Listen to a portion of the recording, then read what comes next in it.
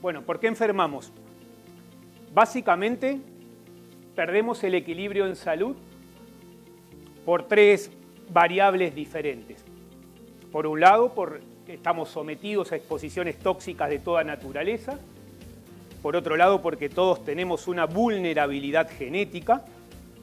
Y por último, porque tenemos un estilo de vida, unos hábitos, una idiosincrasia, una cultura, unas actividades que hacen que nuestros genes se expresen de una o de otra manera.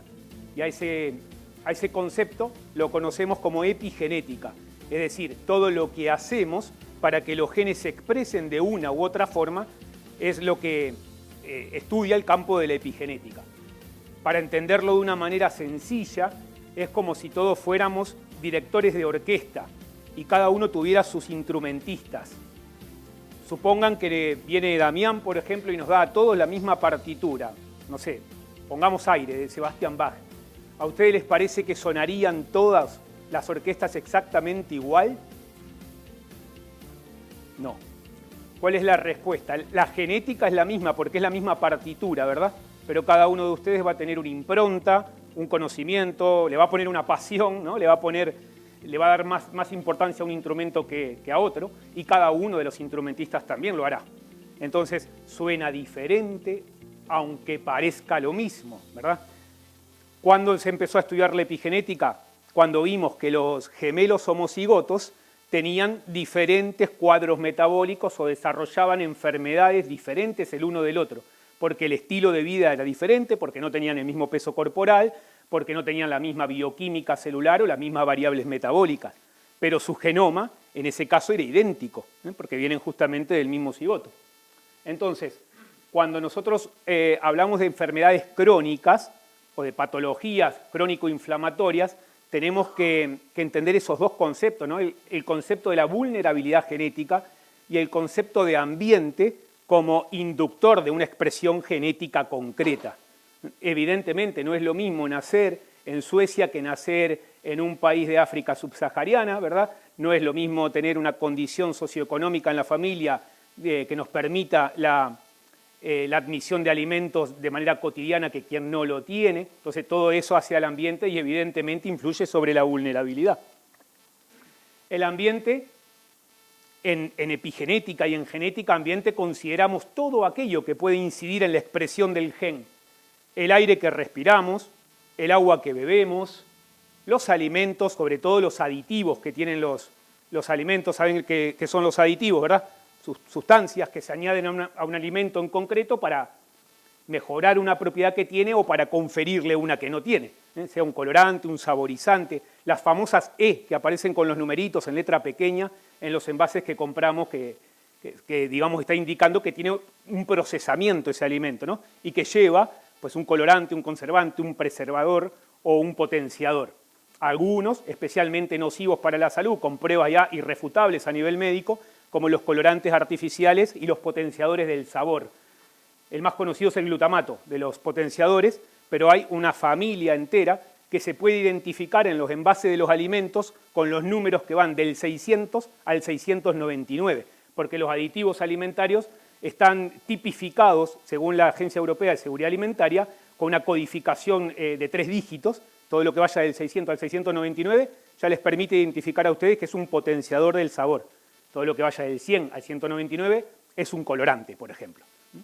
Tengan en cuenta esas dos familias porque es una lectura rápida que podéis hacer en un envase y todo lo que esté en esos números ya les está dando una información. También es ambiente el fármaco que nos hayan prescrito, ¿no es cierto?, en la seguridad social o el especialista en salud. También hace al ambiente nuestros hábitos, si fumamos o no fumamos, si consumimos algún otro tipo de sustancia, si bebemos o no bebemos alcohol, si practicamos o no ejercicio físico, si estamos haciendo una alimentación saludable o no la hacemos. Hay muchas dietas y mucho tipo de alimentación que se pone de moda. Hay muchos gurús también que aseguran que un tipo de alimentación en concreto puede ayudar a una u otra cosa.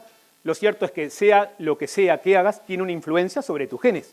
Entonces, por eso es que hay que conocer el concepto para influenciar positivamente en tu carga génica. Hay un componente importante a valorar y cada vez más, que son las radiaciones no ionizantes. Eso se conoce como EMF y ELF, son radiaciones de media o de baja ionización, o campos electromagnéticos del tipo no ionizante, que también alteran la permeabilidad de membrana celular. ¿Por qué? Porque sobrecalientan la célula y generan un efecto térmico y atérmico, que al final pues, deriva en aberraciones cromosómicas, en una mala replicación del ADN y en patologías, evidentemente. Y dentro de los factores internos tenemos nuestra bioquímica celular, es decir, qué le estamos dando a la célula, qué nutrientes demanda o cuáles son las necesidades concretas que tiene y cómo la estamos estresando. La inflamación, que es medio omnipresente en la mayoría de las patologías del siglo XXI, las infecciones, el estrés oxidativo, digamos que es un tipo de estrés químico que se da cuando hay un exceso de radicales libres y el cuerpo no sabe compensarlo con una cantidad adecuada de antioxidantes. Y eso forma un bucle de amplificación que activa cascadas de citoquinas inflamatorias y, bueno, y termina por hacernos sentir dolor, ¿verdad? Que es una de las características del perfil de inflamación activo. Hay que tener en cuenta dentro de los factores internos también los fenómenos de eubiosis y disbiosis. Estos son términos antónimos entre sí, ¿verdad? La eubiosis es el equilibrio en el microbioma, la disbiosis es el desequilibrio. En el microbioma se entiende la flora intestinal, los genes y los metabolitos de la misma. Y las disbiosis pueden ser bacterianas, pueden ser parasitarias, pueden ser fúngicas o pueden ser víricas. Lo más común o lo que más encontramos en consulta últimamente son disbiosis del tipo bacteriana, con un acrónimo en inglés que se llama SIBO, ¿no? Que seguramente algunos escucharon hablar de esto, que es el sobrecrecimiento intestinal bacteriano. Pero bueno, no deja de ser un tipo de disbiosis. Y la parte emocional. No desconocemos que la inmensa mayoría de las patologías que se somatizan en el cuerpo tienen un origen previo a nivel energético y a nivel emocional. Es decir, las emociones también enferman y nos enferman antes que al cuerpo físico. Y seguramente habéis escuchado hablar de las leyes de la medicina germánica, ¿no es cierto?, de la medicina de Reichhammer. Él fue, de alguna manera, el médico que estableció la relación que hay entre las emociones y la somatización de las mismas en enfermedad, porque asesinaron a su hijo en su presencia y en presencia de su mujer. Y le impactó una bala al hijo, el hijo murió en los brazos del doctor Hammer y de su esposa. Tanto la mujer como él quedaron evidentemente con un shock traumático que no quiero ni imaginármelo como padre. Lo cierto es que su mujer no perdonó al asesino, ¿verdad? Generó cánceres que terminaron con su vida y él también tuvo un cáncer, pero al perdonar, hacer un ejercicio de introspección, ¿no es cierto?, de perdón y de amor universal, activó una cascada de neurotransmisión que cambió su bioquímica celular y lo alejó del peligro de muerte que tenía el proceso oncológico. Y merece la pena a veces contarlo porque es un caso muy marcado, ¿no es cierto? A raíz de eso definimos lo que es el exposoma. Este es un concepto de la medicina ambiental, que a lo mejor no lo conocéis, pero para nosotros es todas las exposiciones que padece una persona desde el momento de la concepción y durante toda su vida, tanto de origen interno como externo, todo a lo que se expone. Interno sería una emoción, externo, pues el agua que bebe o el aire que respira, por ejemplo. Y yo soy, de alguna manera, un defensor de lo que es la medicina ambiental. Creo que debería de ser una disciplina que tendría que estar impregnando al resto de especialidades médicas, porque no podemos hacer caso omiso a las estadísticas que están indicando que la segunda causa de muerte a nivel mundial es el efecto iatrogénico de los medicamentos que prescribimos los médicos. O sea, somos los principales responsables de muchísimos problemas que hay en la salud y de este ciclo vicioso. Y como no pretendo ser el empleado de ninguna industria farmacéutica, estoy postulando a la medicina ambiental como la medicina mandatoria para dejar de agachar la cabeza cada vez que el prescriptor del laboratorio viene a indicarnos qué es lo que tenemos que ofrecerle al paciente.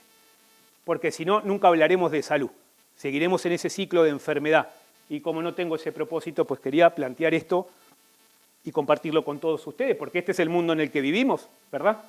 Este es un mundo en el que consumimos alimentos llenos de aditivos, llenos de hormonas, llenos de antibióticos, que generamos hidrocarburos aromáticos policíclicos, que contaminamos nuestros aires, nuestras aguas, que generamos efectos de bioacumulación y de biomagnificación en el ambiente. Y bueno, al final es un esquema, ¿verdad? Pero es triste tener que verlo y que ninguno me esté negando con la cabeza de que esto no es así. Esto es así en todas las partes del mundo, pero depende de nosotros también cambiarlo o empezar a generar una conciencia de cambio. Para quien no conozca la diferencia entre lo que es bioacumular y biomagnificar, la bioacumulación se da en la misma especie, ¿verdad? Los peces, por ejemplo, que tienen metilmercurio. El metilmercurio es una forma metilada de un metal pesado que se acumula en el tejido adiposo de los pescados, sobre todo azules, ¿no? Que son los que más grasa tienen. Entonces, eso sería un fenómeno de contaminación por bioacumulación. La biomagnificación se da entre especies. Si se intoxica el insecto y viene un pájaro que come ese insecto, pues ya va intoxicándose el pajarito también, ¿no es cierto? Y el depredador del pajarito también, y quien depreda al depredador lo mismo, ¿no es cierto? Entonces va afectando a toda la cadena trófica, ¿no es cierto? Y bueno, y se generan los dos, en simultáneo, los dos componentes de exposoma y terminan por amplificarse en el terreno de la enfermedad. Entonces, yo tengo la suerte de que me invitan así a diferentes partes, ¿no es cierto?, en distintos países, para que explique cuáles son, desde mi punto de vista, las causas biológicas de la enfermedad y cómo podemos abordarlas, ¿no? Y yo le llamo las enfermedades de la civilización. Y pienso que hay como 4 jinetes del apocalipsis en este sentido, ¿no? Y son las 4 causas biológicas que yo quiero compartir con ustedes en la tarde de hoy.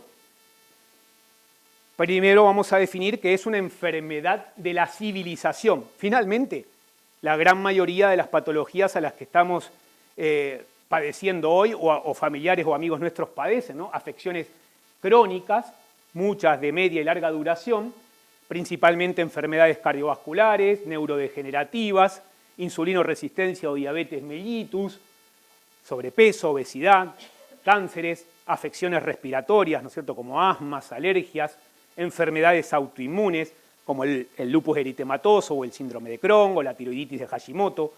En fin, y si ustedes observan estas patologías, es increíble que estemos en la era del chat GPT, que estemos analizando en 5 segundos la información que tenemos y no hayamos podido con ninguna de estas patologías.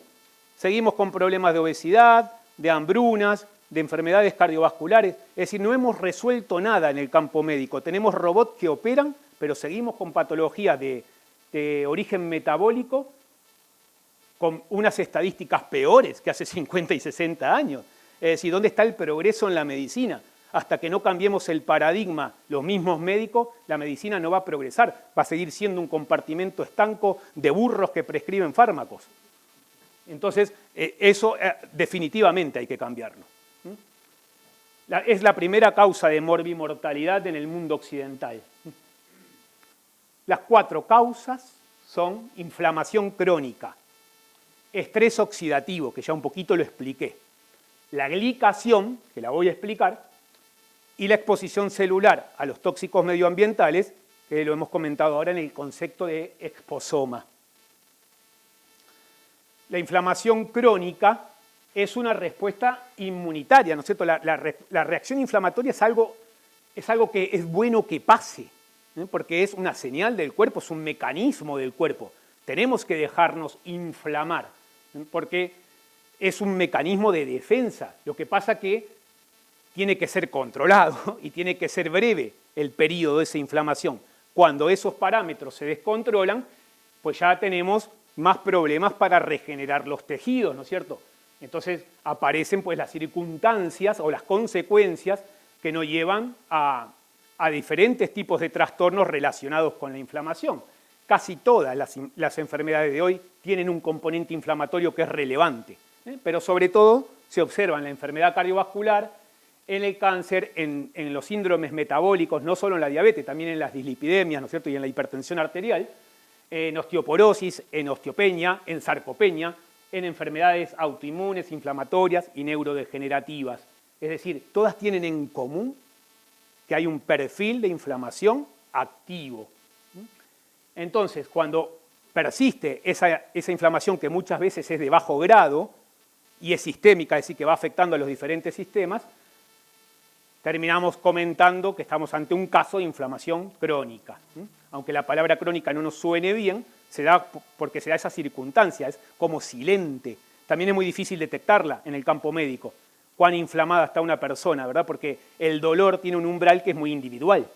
Entonces es difícil a veces modular en términos matemáticos cuán inflamado se puede estar. Pero cierto es que la inflamación termina afectando tejidos y rutas metabólicas y es el campo propicio para el desarrollo de enfermedad.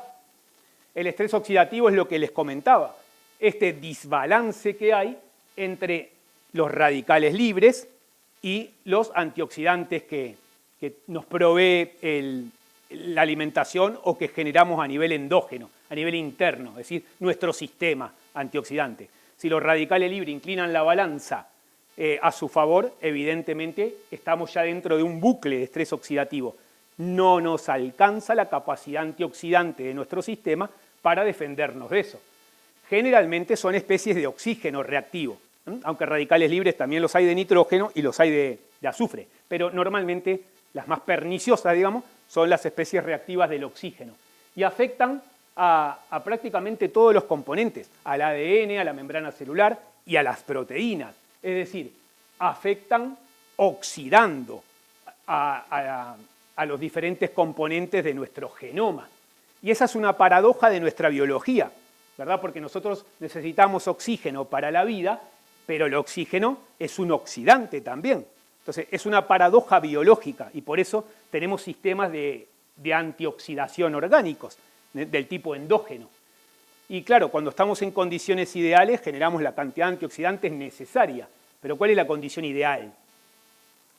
Pues para ser sincero, es cuando eres muy joven y te has cuidado encima, ¿no? O sea, hasta los 20 años tú generas una cantidad de antioxidantes suficientes para conseguir ese balance. Pero a partir de los 20 años va mermando la producción de todos los antioxidantes y también del glutatión en un porcentaje relevante por cada década vivida después de los 20 años. Y bueno, a todo eso se le llama al final estrés oxidativo. Pero los radicales libres, uno dice, ¿los tengo que neutralizar todos? No, los necesitamos, igual que necesitamos la inflamación, los necesitamos en bajas concentraciones. ¿Para qué? Para señalizar a nivel celular y molecular, para regular receptores insulínicos, para programar la apoptosis de las células defectuosas. La apoptosis es el mecanismo por la cual una célula programa su propia muerte. A eso se le llama apoptosis celular. Para inducir respuestas mitogénicas, para los procesos de maduración celular, para el sistema de defensa, necesitamos cierta carga de radicales libres. Pero claro, si la carga es muy alta, al final aparece todo esto, ¿no? Todo, digamos, el componente inflamatorio que deriva en los trastornos metabólicos que comenté, en isquemias, en cáncer, en Alzheimer, en Parkinson, en fallos cardíacos. Entonces, recordemos, hay 3 especies reactivas de oxígeno, nitrógeno y azufre, pero normalmente estamos más atentos a las del oxígeno. Lo quise poner en un dibujo para que se entienda mejor, ¿no? El estrés oxidativo actúa negativamente sobre nuestro genoma, sobre nuestra hebra de ADN, llamémosle así, ¿verdad? Y por eso está en el centro. Y todo lo que incida negativamente sobre él le dañará, como es la inflamación, como son las vías metabólicas truncadas, como es cualquier hábito que sea nocivo para la salud, y las radiaciones, ionizantes y no ionizantes. Amén de la contaminación medioambiental que ya hemos comentado, la del agua, la de los alimentos que consumimos, y evidentemente la exposición no controlada al sol. Es importante tomar sol, pero hay que ser muy cuidadoso con él también. Esa es la primera causa biológica, ¿se acuerdan? Dijimos que había 4, la primera, que es la inflamación. Ahora vamos a hablar de lo que es la glicación. La glicación es cuando se une un azúcar con una proteína, y el azúcar hace que la proteína se manifieste de una manera anómala, es decir, es como que la confunde. La proteína ya no sabe cómo tiene que cumplir su función como hormona o como neurotransmisor. Entonces, se generan sustancias glicadas o sustancias de glicación avanzada. Y se da por la unión de azúcar con proteína. ¿Qué tiene de malo? que si tú alteras las cualidades y el componente estructural de una proteína, estás alterando sus funciones y estás alterando tu composición génica. ¿Por qué? Porque todos los genes vienen con un librito debajo de su brazo que dice cómo codificar proteínas. Esa es la función biológica que tiene el gen y para eso utiliza aminoácidos, ¿verdad? Y 4 bases nucleotídicas, que son la adenina, la timina, la citosina y la guanina, que son las bases que se emparentan por puentes de hidrógeno y forman la doble hebra de ADN. Biología muy básica, de secundario, pero para que la recordemos. Entonces es importante entender que si nosotros desnaturalizamos una proteína, deja de cumplir su función, y si no cumple su función, va a cumplir funciones para las cuales no estaba programada. Y ahí es donde aparece el envejecimiento prematuro, muchas enfermedades neurodegenerativas y enfermedades metabólicas. Por ejemplo, en Parkinson, en esclerosis lateral amiotrófica, en esclerosis múltiple y en Alzheimer, vemos muchas proteínas glicadas, muchos productos de glicación avanzado. Entonces es importante, una de las cosas importantes es controlar la glucemia. No solamente porque, no quiero tener diabetes, no. Tenemos que controlar los niveles de azúcar para no generar procesos de glicación. Es importante eso, que haya un buen funcionamiento pancreático, ¿verdad? Que es el órgano, digamos, que de alguna manera nos va a ayudar en este metabolismo de los hidratos de carbono. Y evitar todo lo que sean las acrilamidas, que son, digamos, esa carbonilla negra, ¿no? Que se genera cuando cueces de más la carne o cuando tuestas de más el pan. Viste que te queda un poco negro y a veces lo raspamos con el cuchillo para no hacerlo de nuevo o por no gastar, porque o nos quedamos sin pan. Bueno, en fin, que las personas somos curiosas también, ¿no? A la hora de comer. Si está negro en el bar, lo devolvemos, pues si está negro en casa, bueno, no voy a ir a la panadería ahora, me lo como. Pero todo eso es malo porque tiene acrilamidas, son hidrocarburos aromáticos del tipo policíclico y muchos de ellos tienen un componente de promoción de oncogenes. Es decir, son cancerígenos. Son cancerígenos, sí, las acrilamidas sí. Sí. Las enfermedades metabólicas, porque hablé de metabolismo también, ¿no? Y a veces uno dice, eso yo lo escucho mucho en consulta, a lo mejor a ustedes les pasan, si hay médicos aquí, ¿verdad? Que te vienen los pacientes y te dicen, no, ¿qué es el metabolismo? Tengo un problema en el metabolismo. Y yo les pregunto, ¿y qué es el metabolismo? Y te largan metabolismo pero de bola. Uf. Dice, bueno, vale, ¿será que te pasó eso? Es como en la cuestión de la genética, ¿no? Todos estamos gordos, calvos por culpa de nuestros padres. Eso es así. Nadie es responsable de lo que se come, ni de lo que hace con su cabello, ni de los tintes. Es porque un abuelo del vecino, porque yo he escuchado cosas así, no, es que el abuelo de mi vecino está calvo. Te digo, pues no sé qué habrá hecho tu abuela, pero claro, algo tendrá que decir ella, ¿no? La cuestión es que cuando todas estas vías, ¿no? Anabólicas y catabólicas, todas estas vías de creación y de destrucción, porque el cuerpo al final, las células inventaron la muerte para seguir vivas, porque si no, todas no caben. Tiene que haber mecanismos de apoptosis. Y es algo hermoso de nuestra inteligencia molecular, que exista la muerte celular para que haya vida celular. Y esas vías de destrucción son vías catabólicas, ¿verdad? Y las vías de creación son vías anabólicas. Es decir, simplemente estoy dando el concepto para que entendáis que metabolismo es estudiar las dos vías, las catabólicas y las anabólicas.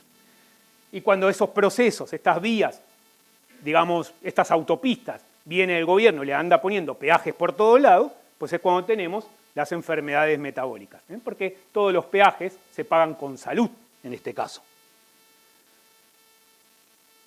Los tóxicos medioambientales, hablamos del exposoma. Fíjense qué estadísticas que pueden preocuparnos, ¿verdad? 800.000 defunciones hay en el año en Europa a causa de la contaminación medioambiental o atribuibles a la contaminación medioambiental.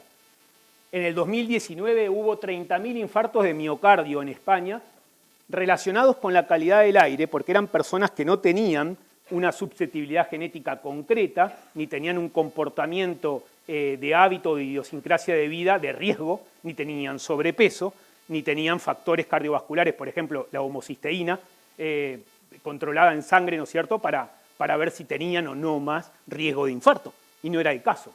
Entonces, al final se relacionó mucho con la calidad del aire porque se daba en núcleos urbanos con mayores niveles de contaminación. Entonces, la contaminación tiene que ver justamente con todo esto, ¿no es cierto?, yo me dedico a oncología pediátrica metastásica en fase de desahucio sanitario Y normalmente cuando hago el estudio de moduladores epigenéticos en el niño, y muchas veces en la familia también para ver si es un componente común, veo lamentablemente esto, muchos químicos a nivel celular, muchos hidrocarburos, muchas radiaciones y muchos metales pesados. Y lo primero que tienes que hacer al final, si quieres trabajar con un poquito de reserva biológica celular, es detoxificarlo, hacer una desintoxicación. Está relacionado todo esto con cáncer, con enfermedades cardiovasculares, con trastornos metabólicos, con la esteatosis hepática, es cuando se forma grasa en el hígado, pero que no es del tipo cirrósica. Entonces, eso es un fenómeno cada vez más frecuente. ¿Por qué? Porque el hígado no da abasto para gestionar los xenobióticos. Los xenobióticos son las sustancias que entran al cuerpo y que el hígado tiene, digamos, como función volver solubles en agua para que el sistema renal las pueda excretar. Eso se llama polarizar un xenobiótico, una sustancia que en origen es soluble en grasa. Recuerden el ejemplo del metilmercurio, ¿dónde se acumula en los pescados? En el tejido graso. Entonces el hígado, ¿qué intenta? Pues darle, con unas vías de conjugación que se conjugan con glutatión, intenta detoxificar, ir polarizando poco a poco, ir haciéndola más soluble en agua, para que los riñones la puedan eliminar. Y eso sí que es importante considerarlo. La epigenética, de alguna manera, como ya le explicamos, nos da, ¿no es cierto?, un montón de variables de estudio, nos da herramientas para que abordemos los trastornos metabólicos de hoy y las enfermedades de hoy. Todas las enfermedades, al menos me animo a decir que el 99,9% de los pacientes que yo recibo tienen una inflamación muchas veces sistémica y de bajo grado, es decir, difícil de percibir, pero cuando empiezas a analizar la parte biofísica, la parte bioquímica, la parte de modulación epigenética, te das cuenta que, amén de los síntomas que él presente, ¿no?, que muchas veces son de dolor, hay, digamos, un perfil de inflamación activo.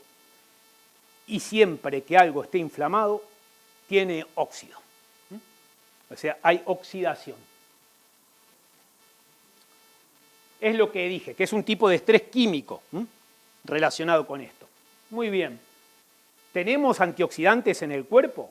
Claro que los tenemos. Tenemos glutatión, tenemos melatonina, tenemos superóxido dismutasa, tenemos coenzima Q10 y tenemos ácido lipoico. Esos son los antioxidantes endógenos.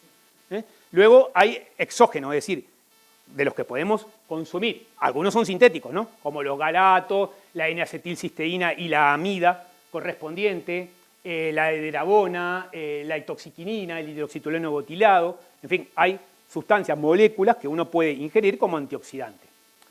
Y también hay exógenos naturales, los que están presentes en los alimentos. Cuando tú comes cualquier fruta, verdura u hortaliza que tenga color, que tiene colorantes naturales, estás consumiendo antioxidantes, desde un tomate a una berenjena, ¿verdad? Todos tienen polifenoles, el té verde tiene galato de pigalocatequina, muchos tienen resveratrol.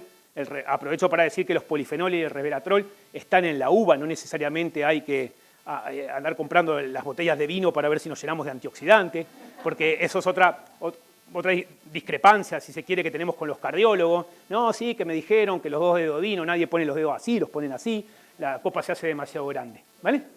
Entonces, carotenos, el hidroxitirosol, la vitamina E, todo esto son antioxidantes exógenos del tipo natural. Pero ¿qué nos pasa con el glutatión? Que es un endógeno que dejamos de producir, poco a poco dejamos de producirlo. Entonces tenemos al maestro Yoda, digamos, un antioxidante maestro que se llama glutatión. ¿Por qué maestro? Porque activa las rutas del resto de los antioxidantes, de la superóxido dismutasa, de las catalasas, del ácido lipoico, de las proantocianidinas. ¿Cómo actúa un antioxidante? Pues le cede un electrón al radical libre para estabilizarlo, para que deje de moverse. Porque los radicales libres lo que hacen es andar como vibrando rápidamente en todo el cuerpo, ¿no es cierto? Entonces le cede un electrón, es una sustancia donadora. Eso es lo que hace un antioxidante. Y en este caso, el glutatión lo hace pues con una maestría biológica sin parangón. ¿Qué es el glutatión a nivel molecular o a nivel aminoacídico? Es un tripéptido. ¿Qué significa? Que tiene pues una composición de 3 aminoácidos, que son el ácido glutámico o glutamato, la glicina y la cisteína, como se puede ver en su fórmula molecular. De los tres, la cisteína es el más escaso y es justamente el que aporta el grupo sulfidrilo, o sea, el grupo que está azufrado, y a eso se le llaman aminoácidos azufrados. Son muy importantes y muchos de ustedes seguro los conocen, se dieron a conocer bastante también con el tema de la reciente pandemia, ¿verdad? Se utiliza la N-acetilcisteína para el árbol respiratorio, ¿verdad? Para fluidificar el moco que se queda adherido en los alvéolos pulmonares. Si la célula tiene cisteína suficiente, entonces fabrica glutatión de manera eficaz. Pero si no lo tiene, no. Y es un aminoácido que escasea. ¿Qué roles tiene el glutatión? Bueno, yo podría hablar una conferencia entera y duraría horas solo para hablar de los roles que tiene el glutatión, pero para mí lo más importante, o al menos en esta charla que quiero compartir, son los siguientes. Es un mejorador del sistema inmunológico, es un quelante de xenobióticos, un quelante es, digamos, un complejante que ayuda a la eliminación del metal pesado o del químico, es un eliminador de carcinógenos y de disruptores endocrinos que forman parte de esos productos quelados, es un antioxidante maestro, nos protege contra la radiación, evidentemente, porque es un antioxidante, sirve para sintetizar y reparar el ADN, participa en la síntesis de proteínas, de leucotrienos y de prostaglandinas, es un regulador y un activador enzimático y es un carrier, un transportador de aminoácidos. Y fíjense en que son todas funciones vitales para la vida, por eso se le llama la molécula de la vida al glutatión. ¿Yo me estoy explicando bien? Bien. Y hay algunas enfermedades metabólicas que seguro algunas personas vinieron y dijeron, pero no dijo nada de la diabetes, o no dijo nada de tal. Bueno, entonces hice como una recopilación de artículos científicos, casi todos publicados en el British Medical Journal o en PubMed, y esto es lo que se sabe hoy de la relación entre el glutatión y la diabetes mellitus del tipo 2. Y se saben muchas cosas, ¿no? Por ejemplo, que hay investigaciones que muestran una correlación entre la disponibilidad de la cisteína y la insulinoresistencia. Y lo fui clasificando también en inmunocompromiso del diabético y glutatión, en enfermedad renal diabética, es decir, testificando a raíz de todo lo que leí, cuáles son todas las potenciales aplicaciones de glutatión en la persona que padece diabetes tipo 2. Evidentemente, como no espero que recordéis esto ni que estéis sacando capturas de pantalla a todos, quien solicite la ponencia la suministraré con mucho gusto. Pero no lo haré de manera urgente. Lo haré cuando pueda, pero lo haré. Sí, lo digo porque luego no me la mandó. No. A mí espérame que yo te la mando. ¿Vale? Diabetes mellitus 2, pues bueno, lo he mirado mucho, igual que he mirado hipertensión, ¿no? Sobre todo hipertensión esencial, que es cuando no identificamos una causa única y le llamamos hipertensión esencial a eso, ¿no? Algunas personas también nacen, digamos, con mecanismos enzimáticos anómalos o disfuncionales, ¿no es cierto? Tienen, digamos, enzimas de estas que ayudan al metabolismo de glutatión en estado disfuncional y muchos de ellos generan mayor riesgo cardiovascular y mayores variables de hipertensión. Y hay un equipo de polacos que observó que esos niveles van disminuyendo con la edad y que existe un incremento en la presión arterial conforme disminuyen los niveles de glutatión en la población que fue estudiada. Los individuos con hipertensión esencial en general tienen bajos niveles de glutatión. Si lees muchos artículos, te das cuenta que todos concluyen esto, por ejemplo, ¿no? ¿Qué quiere decir esto? Que el glutatión es importante para una persona hipertensa. Es importante que lo consuma. Cuando es tratada de manera adecuada, es verdad, con antihipertensivo y con una alimentación adecuada, ¿no es cierto? Y unos hábitos de vida adecuados, también puedes normalizarla. Pero debes de aportar también la parte de antioxidante, ¿no? Sobre todo para protegerte a nivel vascular. Al final la estrategia siempre es un estilo de vida saludable, un antioxidante y una alimentación natural, equilibrada. Ese es el término dieta. No estoy hablando de la dieta en un aspecto o en un concepto restrictivo, simplemente del tipo de alimentación que vosotros decidáis hacer. En las dislipidemias, es decir, en los desbalances que hay en el metabolismo lipídico a nivel celular, cuando hay hipercolesterolemia o hipertrigliceridemia, es decir, cuando tiene la persona colesterol malo, ¿no es cierto?, o triglicéridos elevados, pues también se ha estudiado que la verdad es que como antioxidante nos ayuda mucho porque evita que se vayan depositando, ¿no es cierto?, esas placas y que luego generan aterosclerosis, las placas de ateroma a nivel arterial, por eso es importante.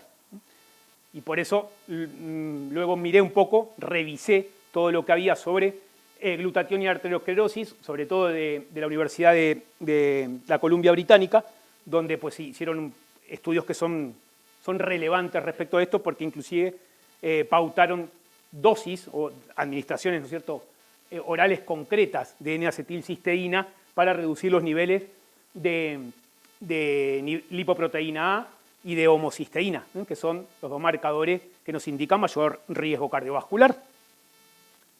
En la obesidad también es importante. Esta es una publicación de nutrición hospitalaria que me resultó interesante porque se estudió el estrés oxidativo en un grupo de población obeso-mórbida y respecto de uno que no lo estaba, ¿verdad?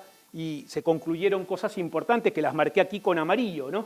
Que los pacientes obesos mórbidos tienen valores de estrés oxidativo superior, es decir, están más oxidados, por decirlo de alguna manera, que presentan valores menores de antioxidantes, ¿no?, tal como lo dice ahí abajo, y que evidentemente la suplementación con los antioxidantes les ayuda porque equilibra ese balance, ese desbalance de radicales libres que tienen. O sea, fíjense que al final uno dice muchas veces estamos siempre cayendo sobre lo mismo, sobre oxidación y sobre inflamación, ¿verdad? Aunque estemos hablando de diferentes patologías.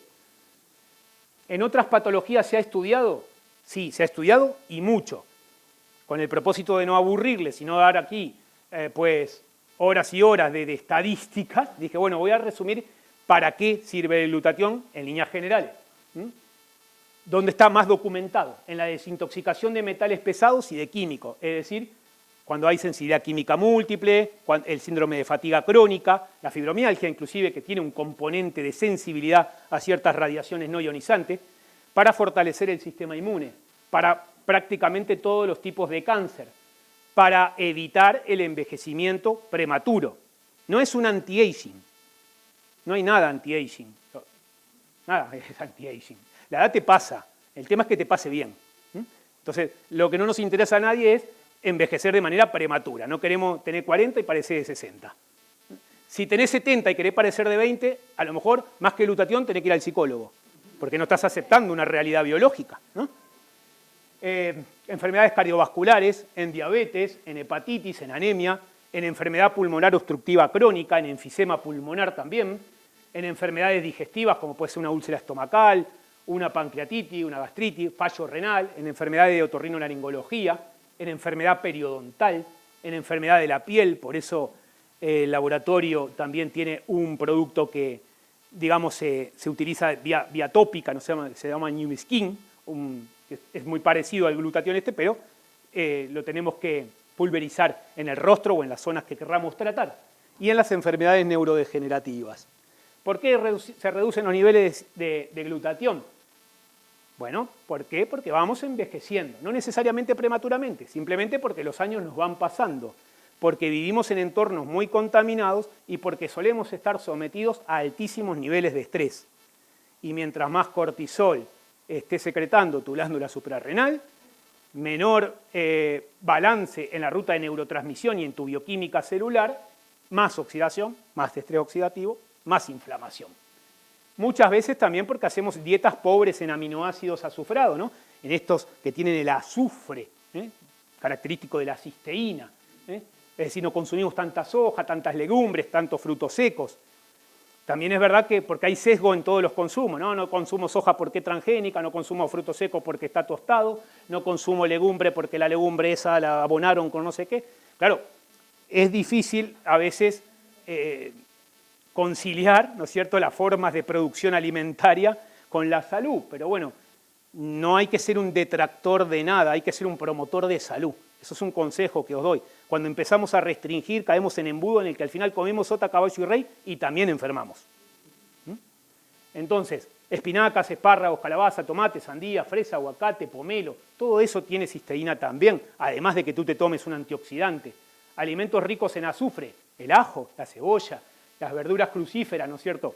El brócoli, col, nabo, rúcula, coliflor, berro, la col rizada, todas esas son crucíferas. También son ricas en grupos metilo y en grupos sulfidrilos, es decir, tienen azufre y tienen grupos metilo que son importantes para la metilación del ADN. Mientras más viejo, más hipometilado está el ADN. Menos grupos metilo tiene. O sea, hay que darle grupos metilo para que no envejezca tu ADN. ¿Cómo medimos la necesidad de glutatión? Bueno, aquí voy a decir cómo la mido yo. Porque uno dirá, bueno, no sé si lo necesito, no lo necesito, me miro en el espejo y no soy el que quiero ver. Bueno, cómprate otro espejo o mírate con amor. Pero si vas a la consulta, yo lo voy a medir con otras herramientas, ¿verdad? Voy a usar un aminograma, es decir, voy a estudiar tu perfil de nutrición celular y voy a mirar en el aminograma cuáles son tus necesidades concretas de los 3 aminoácidos que componen este tripéptido. O sea, estudiaré la concentración de prolina, de cisteína y de ácido glutámico de tu aminograma. Es algo muy individual. Voy a mirar cómo están tus antioxidantes. El glutatión no me aparece en la rueda de antioxidantes, pero sí aquellos que se activan por él, como la superóxido dimutasa, la coenzima Q10, los polifenoles. Entonces, si yo tengo una buena rueda de antioxidante, sé que a lo mejor el paciente no necesita tanto glutatión o le puedo dar una dosis mínima de glutatión, si lo quiero preservar antioxidado. Y sobre todo observar selenio, vitamina C y zinc, que para mí son parámetros no solamente de sistema inmunológico, sino también de envejecimiento celular y de control de la cantidad de glutatión que estoy dando. ¿Cuál es la posología indicada? Bueno, yo hago medicina personalizada, entonces para mí la posología normalmente la ajusto a las necesidades del paciente, según su situación metabólica, según su aminograma, según su mineralograma, su vitaminograma, en fin, según sus moduladores epigenéticos. Pero hay dosis que son seguras. Si te tomas 5 mililitros por día de glutatión nanonizado, es una dosis muy segura. Y si te tomas 10, también lo es. Para dosis mayores, pues yo indico que sí que tiene que haber un control profesional y tiene que haber un control de variables para ver cómo va asumiendo y asimilando esa ingesta a tu organismo. Entonces, eso se evalúa según la situación del paciente, según el diagnóstico. No es lo mismo una persona que tiene fibromialgia que una persona que tiene insulinoresistencia, según la anamnesis, esa entrevista que haces con el paciente para conocerle, también para que te conozca, porque es una forma de interactuar, ¿verdad? Y que bueno, que él también se sienta acompañado en el proceso. Nosotros somos compañeros de equipo en salud, esa es la labor de un médico. Entonces, hay que pues, conocerle un poco, y que te conozca también a ti, claro que sí. Hábitos, estilo de vida, medicación prescrita, todo eso se analiza a la hora de establecer una posología adecuada, ¿no? Y ver también su exposoma, ver cómo está a nivel de xenobióticos, si tiene metales pesados, químicos, hidrocarburos o radiaciones que estén generando pues, una sobrecarga a nivel celular. Y en algunos casos nosotros hacemos estudios genéticos y farmacogenéticos, pero por lo que os comenté, porque trabajo con un perfil de paciente y de familia que ya está comprometido, ¿no es cierto?, en variables de salud. Y la parte de farmacogenética nos permite determinar con una precisión del 100% qué medicamentos se le pueden administrar y cuáles no, según su genoma. ¿Cuánto tiempo me tengo que suplementar entonces si tomo o no tomo glutatión? Pues ahí va la otra cara de esta moneda. Si una es la medicina personalizada, la otra será la nutrición personalizada. Habrá que valorar cómo están tus antioxidantes, cómo están tus minerales, porque si consumes muchos antioxidantes, también puedes ir eliminando zinc y selenio, que son minerales fundamentales para tu sistema inmune. Es decir, yo soy de los que piensa, bueno, ¿quieres tomar glutatión? Toma glutatión 4 meses, veamos cómo estás y vemos si hay que seguir, si hay que descansar. Es una forma de ir controlándolo. Ver cómo está tu perfil de contaminación celular, ver cómo está tu aminograma, ver cómo están funcionando tus sistemas metabólicos, cómo estás durmiendo, si estás reparando ADN, si estás mejor, si estás más relajado, o si estás muy estresado, ¿no es cierto? Que ya sabremos que estás generando todavía mucha inflamación. Entonces, lo que propone la empresa NUMI de Estados Unidos es una forma de glutatión en nanopartículas que evidentemente es muy eficaz porque entra muy rápidamente al torrente, porque entra por vía sublingual y a través de la mucosa oral. Ese producto se llama NutriSwiss, un producto rico en L-cisteína, curcumina y sobre todo glutatión en nanopartículas, es decir, en millonésimas partes de milímetros, ¿verdad? Y el NUMI Skin, que es este que yo comentaba que es de aplicación tópica. ¿Por qué al final un profesional o una persona que quiere cuidarse como ustedes dice, ¿por qué tengo que elegir NUMI? ¿O qué le diferencia de otros? Si hay otro glutatión, si hay algunos que son más conocidos, si ya me hablaron de otros. Básicamente porque los otros tienen menor porcentaje de penetración en tu organismo. Porque si tú lo vas a mandar al sistema digestivo y al sistema gastroentérico, tendrá que metabolizarse parte de eso y lo perderás. Entonces, la ventaja que tiene tener algo nanonizado es que entra mucho más rápido y eficazmente a la célula y realmente sortea todas las barreras de absorción gastrointestinal que las otras formas no lo hacen. No lo hace un liposoma ni lo hace un producto encapsulado. Y es mucho menos invasivo que una intravenosa. Porque si tú puedes decir, bueno, me voy a poner intravenoso de glutatión. Sí, pero eso tiene un coste muy, muy elevado y, bueno, de buen gusto tampoco es. A veces se molesta, genera escozor, picor, como cuando haces cualquier quelación, ¿no? Si tú quelas con, no sé, con ácido etilendiamino tetracético y sulfato de magnesio, también a veces se le pone el brazo así al paciente. Entonces hay que ser cuidadoso con eso. La nanonización es el secreto aquí, ¿no? Este proceso mediante el cual las moléculas se llevan a un tamaño nanométrico.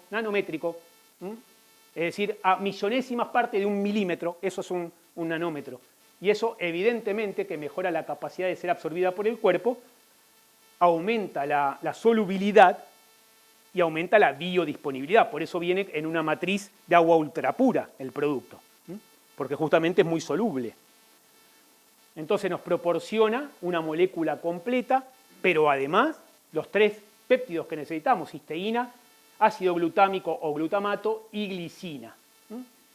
Y fíjense que la administración es fácil. ¿Por qué? Porque ¿cómo se toma el glutatión? Si tenés la dosis estándar de 10 mililitros, te lo dejas debajo de la lengua unos 30 segundos y luego haces un enjuague con el glutatión por la mucosa oral de 2 o 3 minutos y tragás. Es decir, no es invasivo, no es agresivo, no sabe mal. Entonces, como decía Damián cuando me presentó, ¿no? Estamos con ganas de participar y de participarles en este proyecto mundial de salud, ¿no? Que es de consumo organizado con visión de negocio. Yo también estoy participando de manera activa en el área de la investigación y también en el área de la recomendación, ¿no es cierto?, de la sugerencia de glutatión. Ese es el código QR para entrar a mi landing page, pero cada prescriptor, cada recomendador tiene la suya y muchos de los que habéis venido acompañando a alguno de vuestros patrocinadores, ¿verdad? Sabéis, digamos, o tenéis las posibilidades de acceder a vuestra propia landing o a la landing de quien lo prescribe. Lo cierto es que para mí es importante que recordéis el por qué y el para qué, que ese era mi propósito en esta charla, ¿no? También contarles que el 1 de junio damos el primer congreso en el Batel, que es el Palacio de Congresos de Cartagena, en la región de Murcia. Va a ser el primer congreso nacional de NUMI y de glutatión. Creemos que va a ser realmente muy potente. Van profesionales importantes y hasta me invitaron a mí. O sea, imagínense. Ya tengo mucha ganas de conocer gente que sepa. Y bueno, hay que aprender de ahí, ¿no? Y este también es el código QR si queréis adquirir las entradas, que todavía hay anticipadas de 15 euros, si no luego le van a costar 50. Y quiero terminar mi ponencia diciendo que si no queremos ser parte del problema, tenemos que ser parte de la solución. Pero no solo los médicos, todos los que nos tenemos que empoderar en salud. Y muchas veces termino mis conferencias diciendo que la salud no siempre viene de los genes ni de los hábitos, la mayoría de las veces se genera desde el equilibrio emocional, se genera desde la paz, se genera desde la gratitud, se genera desde el amor. La salud viene cada vez que nos reímos, viene cada vez que aceptamos genuinamente lo que son los demás, que dejamos que nos acepten y nos conozcan tal como somos. Viene con ese perdón que damos y que sabemos otorgar. Viene con la gratitud que tenemos para quien sea y con el amor que somos capaces de dar y percibir. Muchísimas gracias, buenas tardes.